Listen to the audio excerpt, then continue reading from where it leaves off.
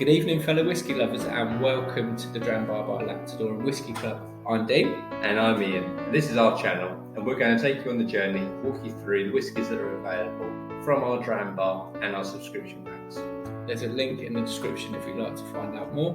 But for now, if you're drinking along with a dram from the online Dram Bar, sit back, relax, pour yourself a dram, let it breathe, and let's get into it together. Cheers. Cheers.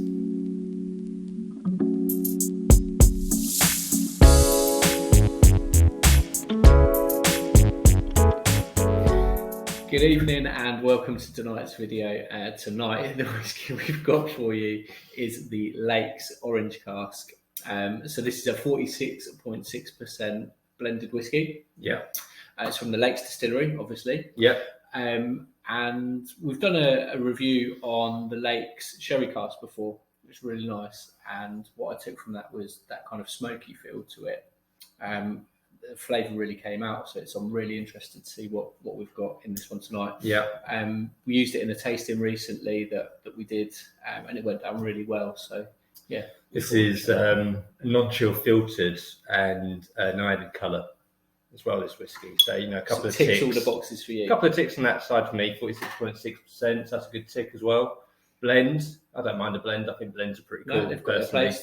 I don't have whiskey snobbery. I think the thing about a blend for me is that we might have covered this before, but it's still quite a complex process to put it all together. You've got to play about with it and get the right mix right before you can release your expression. Definitely, if anything, I'd say blending. I mean, I've not blended whiskey. I've not gone through any jobs in a distillery, unfortunately. Apart from pouring different whiskies in. Yeah, which I'm not even doing that very well at the moment. But I think blending, like you say, it's pretty complex. I think to get that balance for every bottle that you're making, to work out whether it tastes just right, how much of one whiskey to put in to balance it out, I think it's pretty clever. Yeah.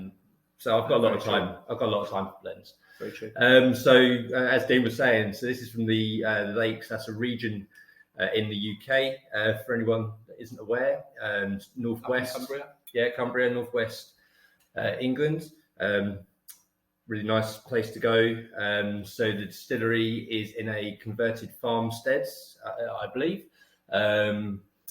Don't know a huge amount about the distillery, if I'm honest. They can't. I think from where it's situated, because it's in the national park. Yeah, they can't do much with the distillery, so there's no room to grow, build on it, etc. So what they've got is what they've got. Right? Yeah. It's close to the River Derwent, and I think they source the water locally from the Derwent to go into the blend as well. Interesting. So as with all of the distillery blends, or as I'm led to believe anyway, they use the Lake single malt as the base spirit in their whiskey.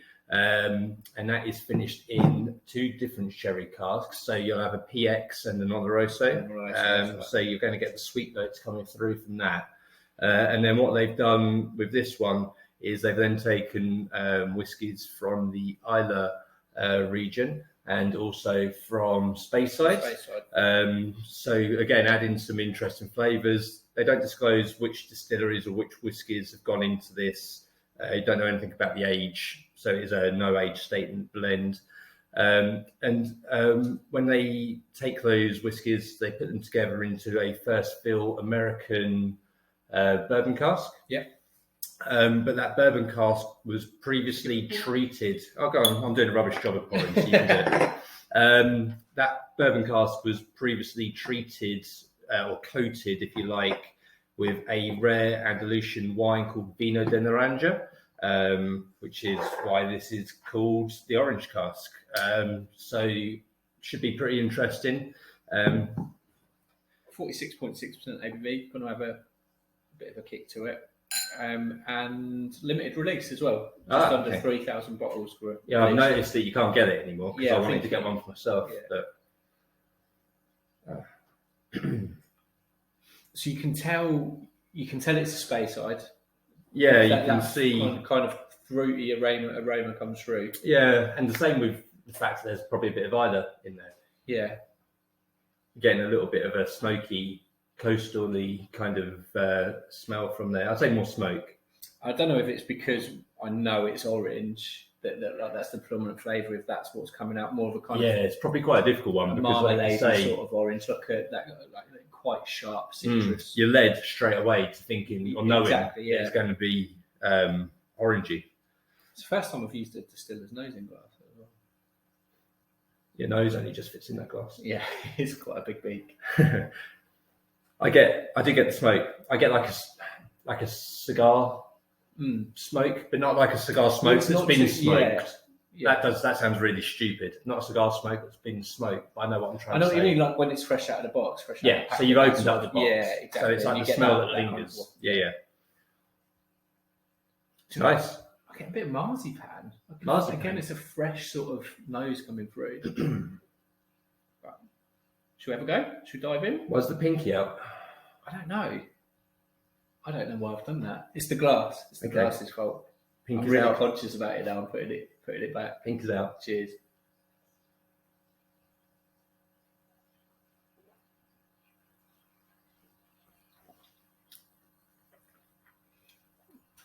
That's really sweet. Yeah, very fruity. Very fruity. I love the smoke. It's interesting because it's got that smoky feel to it. And again, if you're taking an Islay whisker, it's whisker.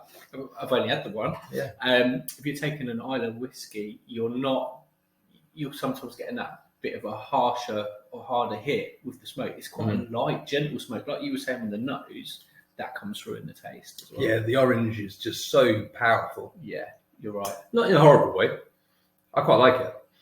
It's a nice flavour that comes through. Really, really nice. But it's really big orange. Yeah, massive. It's like a big smoky orange. Yeah, smoky orange. Yeah, or like a big Sunny Delight. It's not Sunny Delight. That's like artificial, crappy orange. It's not. Yeah, we'll get demonetised if you start saying things like that. Beep it out. Yeah, Sunny Delight. That was horrible. Sunny D. I was never a fan. Do you remember a fan of this though? Do you remember the story of the kid that drank so much that he turned orange? No. Do you remember that? No, I don't. It was in the Sun or something. That probably went around every single school. No, it was in the paper. Not necessarily true because it was in the Sun, but it's. So you've had a go at Sunny D and a fairly high category tabloid as well. That's the whiskey. Good.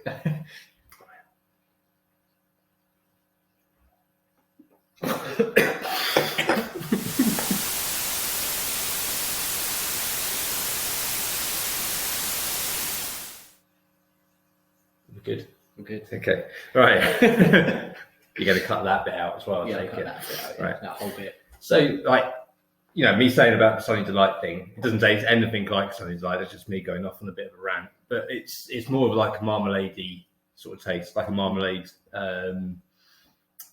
sort of like fine cut orange. Yeah. It's really nice, basically. I'd say it's super fruity, a hint of smoke, enjoyable. I'd say it's probably a young-ish whiskey on the taste, and the finish is quite short for me. Yeah, I was going to say it's a short finish. It is a short, sharp finish. You get that orange, you get that smoke, but it doesn't. It doesn't linger. It's nice, but then that makes it more approachable when you go back for that second, third. Yeah, it's not a particularly complex whiskey. You won't be digging around trying to find stuff for ages. It pretty much is oranges, maybe a little bit of tropical fruit. Yeah, there's some smoke. I'd say that's on the finish. That kind of tropical fruit sort of finish is more on the finish. Oh, and then you said about marzipan as well, didn't you? Which I'm not really getting the marzipan, if I'm honest. No, I only got it in the nose. To be fair, I didn't really find it in there. It's just for me. It's just sort of like oranges, maybe a bit of like pineapple. Something in there, but it's nice. It's a really nice whiskey. I'd recommend it if you can get your hands on the bottle. It's definitely worth trying.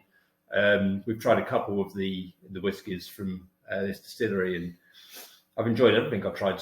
I think as well because we like Islay whiskies, and they're adding the Islay whiskies into the majority of their blends. I think it's quite that's what's given that nice that flavour that's undertone. Yeah, it's quite. And then, it's buried, but it's there, right? Exactly, yeah. It's not over the top, like I said earlier.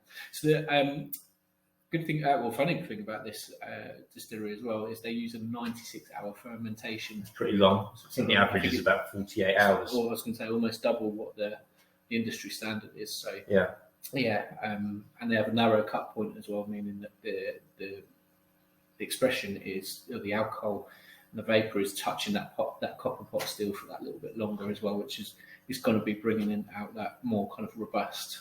Touching the copper still for longer to bring through the fruit notes and stuff. And that probably comes back round to the young whiskey element side of it, is to try to bring flavours. I can't talk.